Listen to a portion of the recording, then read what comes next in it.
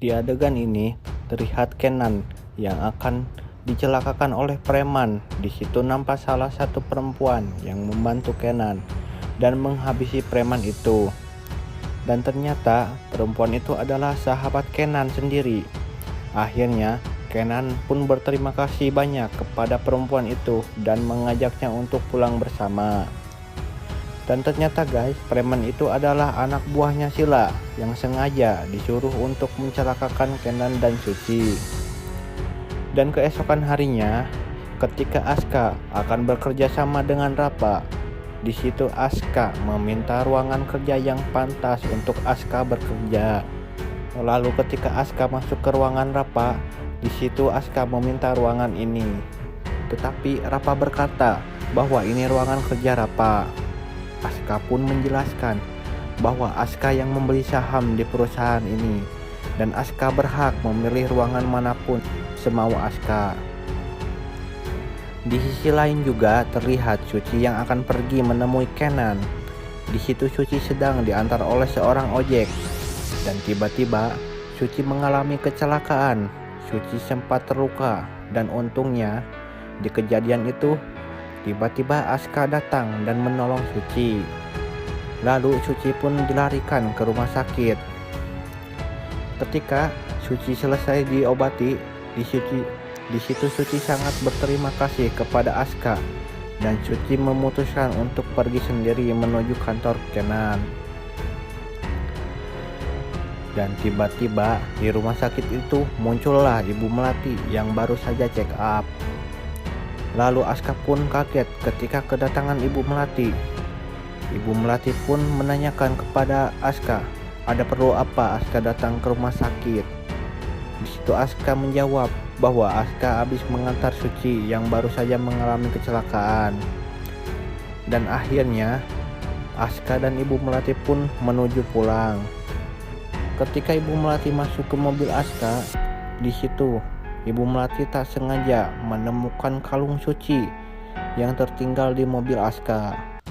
Ketika Ibu Melati melihat kalung itu, Ibu Melati pun sangat kaget bahwa ini adalah kalung cucunya yang melambangkan P, yaitu Pradipta. Nah, di sini detik-detik Suci akan menemui keluarganya dan Almira pun akan kembali lagi. Lalu Ibu Melati pun menanyakan kepada Aska, ini kalung siapa dan siapa orang yang sudah duduk di kursi ini. Aska pun spontan terkejut. Lalu Aska pun menjawab bahwa Suci lah yang barusan duduk di kursi ini.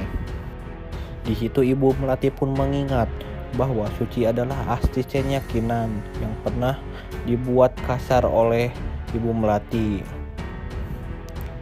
Lalu di situ Ibu Melati pun meminta tolong untuk antarkan Ibu Melati menemui Suci. Di adegan selanjutnya juga di situ nampak Suci yang begitu panik ketika menyadari bahwa kalung satu-satunya menghilang. Suci pun di situ kebingungan untuk mencarinya. Ketika Ibu Melati dan Aska sampai di kantor Kenan, di situ mereka pun bertemu dengan Kenan dan tak lama kemudian muncullah Suci.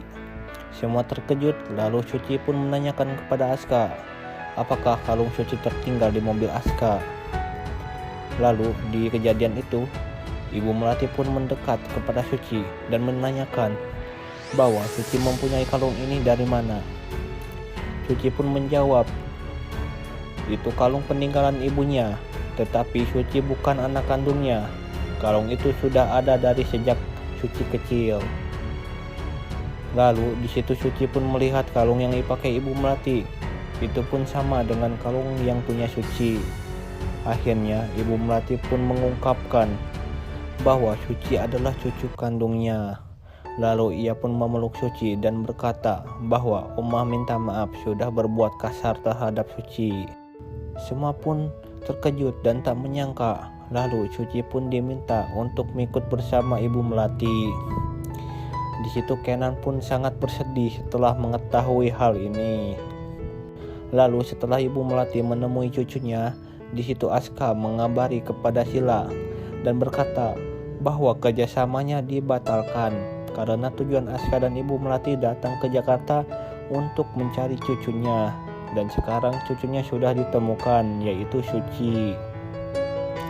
Sila pun terkejut setelah mengetahuinya dan berkata kepada Rapa bahwa Suci adalah cucu Kolobrat dari keluarga Pradipta. Dan di adegan terakhir, akhirnya Ibu Melati dan Ibu Sarita pun berdamai karena Ibu Melati sudah menemui cucunya, yaitu Suci. Suci pun memperkenalkan Ibu Jihan yang mengurus Suci sejak dari kecil, dan Aisyah adalah anak kandungnya Suci.